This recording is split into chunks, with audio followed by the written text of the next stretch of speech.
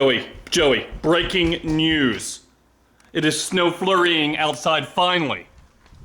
Finally, we have snow. It's 9 o'clock. This was all supposed to begin at what time, Joey? 2. It's a lot. Finally, we have snow. It took all day. We were supposed to be sleigh riding by now. Daddy had plans to play in the snow. But now it is happening.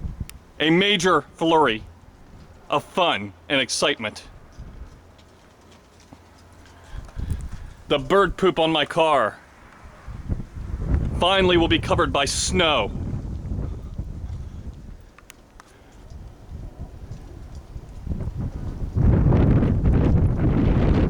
Where is that bird poop?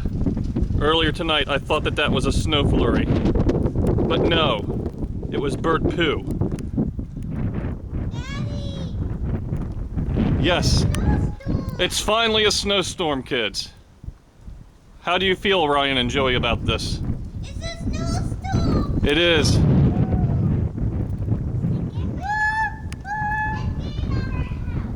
Finally, we have snow, guys.